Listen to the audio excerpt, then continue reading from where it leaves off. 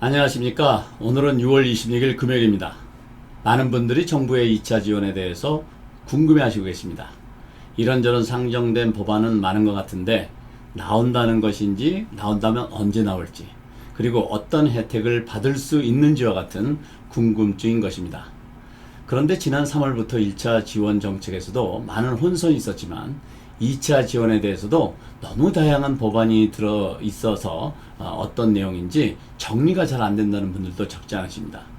그래서 오늘은 지금까지 민주공화 양당은 물론 트럼프 행정부에서 추진하기 원하는 상정된 법안과 또 논의를 깊게 하고 있는 내용 중에서 우리에게 영향을 줄 수 있거나 또 우리가 알고 있는 것이 좋을 것 같은 내용을 추려서 소개해드리고 가늠해 보도록 하겠습니다.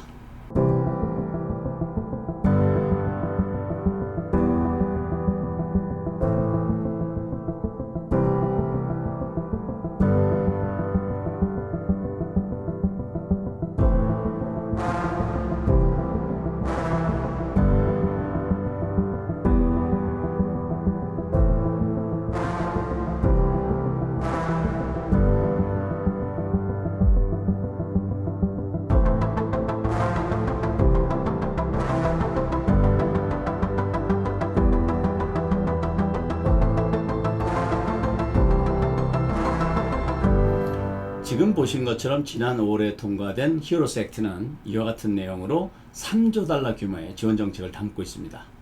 이미 법으로 확정되어 정부에서 지출해 왔고 곧 모두 지출될 총 경제 지원 규모는 2조 8천억 달러입니다. 이 중에 1조 6천억 달러는 이미 지출되었고 나머지는 모두 곧 지출될 예정입니다. There's only about 1.6 trillion of that money actually in the economy. So, over the next month, you're going to see over another $1 trillion pumped into the economy. That's going to have a big impact. We have the Fed program. We have Main Street, which is going to be now up and running. And we're prepared to go back to Congress for more money to support the American worker.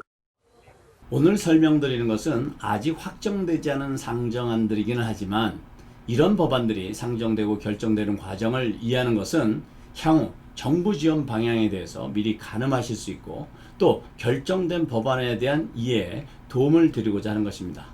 그렇지만 혜택에 지나친 기대는 경계하시면서 이해해 주시면 감사하겠습니다. 첫째, 가장 궁금해 하시는 것은 역시 각 가정에 배달되는 수표에 대한 것입니다. 아시다시피 1차 지원에는 성인 1인당 1200달러, 그리고 17세 미만 자녀 1명당 500달러가 지급되었습니다. 물론 자격이 되는데도 아직도 이 1차 지원금을 받지 못하신 분들이 계십니다. 거듭 말씀드리지만 이런 분들은 본인의 정보와 국세청에서 가지고 있는 정보의 차이로 인해서 홀드되고 있을 가능성이 높습니다. 혹시 끝까지 받지 못하실 경우 2000년 세금 보고에 텍스 크레딧 형태로 받으실 수 있으니까 꼭 챙기시기 바라겠습니다. 자, 그러면 지금 논의되고 있는 2차 스티뮬러스 책이 1차와 똑같이 소득의 제한과 지원금이 결정될 수도 있습니다. 이 경우 싱글의 경우 99,000달러까지, 부부 공동의 경우 198,000달러까지만 혜택이 있고 17세 미만 자녀에게 500달러씩 지급이 될 수도 있을 것입니다. 두 번째 생각해 볼 수 있는 것은 각 가정에 배달되는 2차 스티뮬러스 책 지원금을 1차보다는 좀 더 확대할 가능성입니다. 이것은 각 가정의 성인에게 1200달러를 지급하고 자녀당 지급액을 1차 때 500달러에서 1000달러 또는 1200달러로 인상하고 자녀 수의 대상도 17세 미만에서 대학생 자녀까지 확대하는 것입니다. 세 번째 생각해 볼 수 있는 것은 2차 지원금을 선별 지원하는 방법입니다. 1차 지원금은 2018년과 2019년 소득세 신고를 기초로 소득에 제한을 두었지만 전 국민을 대상으로 지원했습니다. 그런데 현재 백악관의 분위기가 조금 다릅니다. 백악관의 선임 경제연구위원인 레리 커들러는 지난 24일 주류 언론과 인터뷰에서 현재 많은 논의가 되고 있다고 전제하면서 2차 지원금이 진행된다면 1차와는 달리 실직을 했다든지 하는 정말 돈이 필요한 곳으로 전달될 것이라고 밝혔습니다. 이런 분위기를 기초로 생각해 본다면 1차 때처럼 소득세 신고서를 기준으로 일률적으로 지원금을 지급해 주는 것보다는 7월 31일이면 끝나는 PUA, 즉 실직수당과 같은 형태의 지원과 저소득층에 대한 지원에 좀 더 포커스를 맞춘 지원이 될 수도 있다는 것입니다. 네 번째 생각해 볼 수 있는 것은 2차 지원금은 1차 때보다는 금액이 작을 수도 있다는 것입니다. 아시다시피 지난 5월에 하원을 통과한 히어로스 액트는 3조 달러 규모의 지원입니다. 지금 공화당이 이끌고 있는 상원에서는 이 법안이 통과되자마자 바로 죽었다고 표현하면서 이 법안이 상원에 통과될 가능성을 초기에 차단했었습니다. 이렇게 이 법안에 반대하는 가장 큰 이유는 현재 미국 정부의 빚입니다. 정부의 채무가 역사상 가장 크고 향후 이 빚이 더 늘어날 것이 확실하기 때문에 이 부분을 염려하는 입장인 것입니다. 그래서 상원의 리더인 미치 매코넬은 1조 달러 정도로 해야 한다고 주장하고 있고 대학관에서는 2조 달러를 생각하고 있어서 이 예산에 따라 금액이 조정될 수 있기 때문입니다. 다섯 번째로 생각할 수 있는 것은 반대로 2차 지원금보다 많아질 수 있는 가능성도 있습니다. 이미 민주당 상원 하원 의원들이 상정한 법안들 중에는 매 2주마다 $1,000씩 지급하는 안과 매월 $2,000씩 코로나 사태가 끝날 때까지 지급하자는 안, 그리고 각 가정에 최고 $6,000를 지급하자는 안 등 현재 코로나 사태가 가져다주는 경제적인 어려움이 1차 때 지급된 수준으로는 턱없이 부족하기 때문에 좀 더 확실한 지원이 필요하다는 것입니다. 뿐만 아니라 지급 대상도 확대해서 소득세 신고의 기준 금액도 상향 조정하고 자격 기준의 범위도 넓히자는 것입니다. 현재 좀처럼 사그러들지 않고 있는 코로나 바이러스 전염으로 인해서 금년 하반기의 경제 회복에 대한 우려가 높은 상황을 고려해서 확실한 추가 지원을 통해서 경제 활성화가 필요하다는 분위기와 함께 이런 주장과 상정된 법안이 고려되어진다면 1차 때보다도 금액이나 규모가 더 커질 수도 있습니다. We're talking about a bunch of different ideas that we may need to do and another bill, and we want to take our time and make sure we're thoughtful. So whatever we do, it'll be much more targeted, much more focused on jobs, bringing back jobs, and making sure we take care of our kids.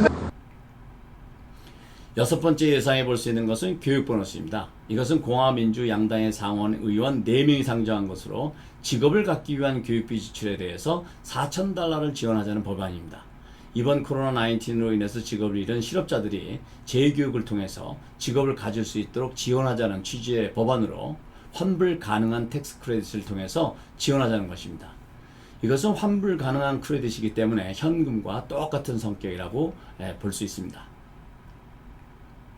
그 다음에 이제 7번째 예상해 볼 수 있는 것은 복직 보너스입니다. 이것은 Return to Work 보너스라는 이름의 법안으로 실업 상태에서 정규 업무로 복귀할 경우 한 주에 $600씩 2번 또는 한 번에 $1,200를 7월 31일까지 지급하자는 안입니다. 상정한 시기가 이르기 때문에 7월 31일 되어 있긴 하지만 이 기간은 논의 과정에서 조정되면 되기 때문에 큰 문제는 아니라고 생각됩니다.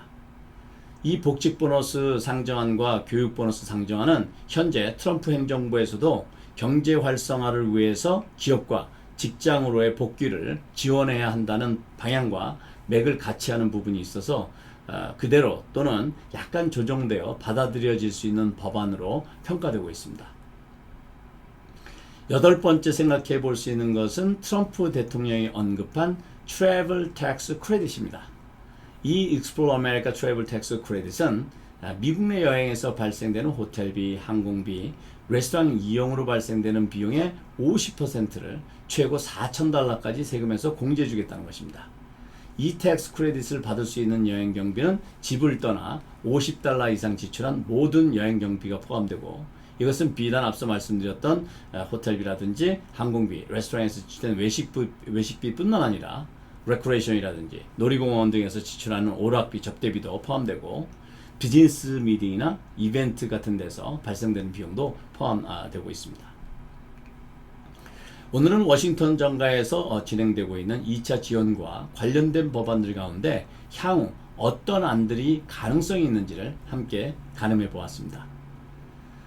그리고 한 가지 따뜻한 소식을 전해드리겠습니다. 저의 유튜브 애독자라고 밝히시고 로드 아일랜드에서 작은 태권도 도장을 운영하신다고 소개하신 애독자께서 이번 팬데믹으로 너무 막막하고 힘든 처지였었는데 본 채널 영상에서 제공한 정보와 아이디어들로 인해서 다행히도 이번 팬데믹을 무사히 넘길 수 있었다는 반가운 소식을 담은 서신을 보내주셨습니다. 그리고 광고 수익으로 좋은 일 한다는 소식을 접해서 동참하시고 싶다면서 $1,000의 거금을 보내주셨습니다. 기부하신 분께서 본인의 이름을 이렇게 공개적으로 밝히는 것을 원하시지 않을 수도 있어서 이름은 밝히지는 않겠습니다만, 우선 어려운 시기를 잘 넘기고 계시다는 저희 한인 동포분의 서신이 너무 반가웠습니다. 그리고 큰 사업을 하고 계시는 것 같지 않으신데, 그리고 이러저런 일로 지출하실 일도 많으실 텐데 자신보다 더 어려울 수 있는 한인을 돕고 싶다는 마음을 담아주신데 진심으로 감사 말씀드립니다. 이 금액은 기부하신 분의 뜻에 어긋나지 않도록 지난번 제가 기부했던 어려운 한인들을 지원하고 있는 로스앤젤레스 한인회에 전달했음을 알려드립니다. 그리고 차제 그동안 다양한 선물을 보내주시고 댓글로 응원해주신 모든 분들께 진심으로 감사 말씀드립니다. 오늘은 여기까지입니다. 감사합니다.